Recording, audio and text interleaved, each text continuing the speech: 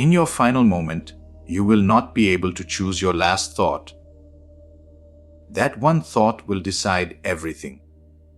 Most people spend their entire lives preparing for a future that never arrives, yet remain completely unprepared for the only moment that truly matters, the final one.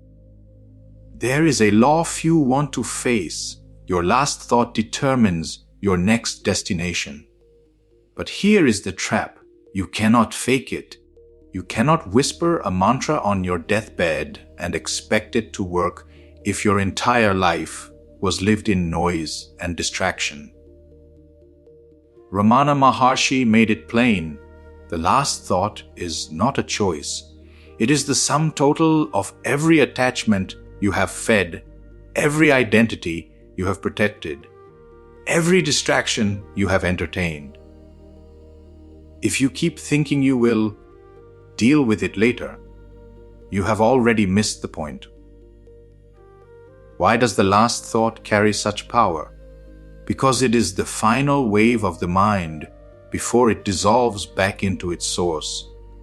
Maharshi compared the mind to a river. At the moment of death, the river does not suddenly change course. It simply reaches the waterfall. If your mind has spent decades chasing money, replaying resentment, or clinging to the body, that momentum becomes your gravity. You think you are driving the car, but at the moment of impact, the car goes exactly where the wheels were already pointed. Maharshi did not tell us to think better thoughts. He told us to end the thinker. Because if the thinker dies before the body dies, the last thought loses its power over you. He compared the mind to a piece of coal. If it is damp with worldly desires, it will not burst into the light of the self at death. It will only smoke and smolder, carrying the same tendencies forward.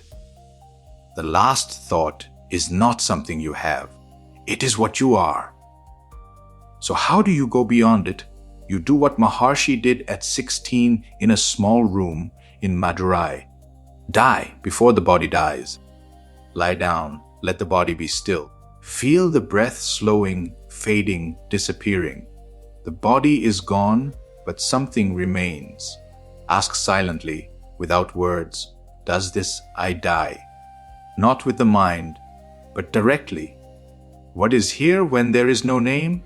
No past, no future. If you can rest as that, the last thought becomes irrelevant. When the screen is seen as screen, the movie loses its hold.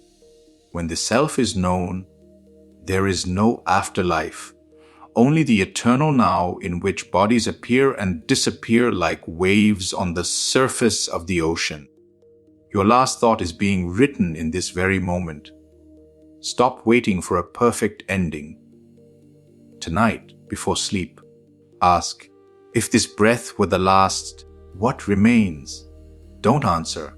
Stay in the silence. In that silence, the last thought has nowhere to land.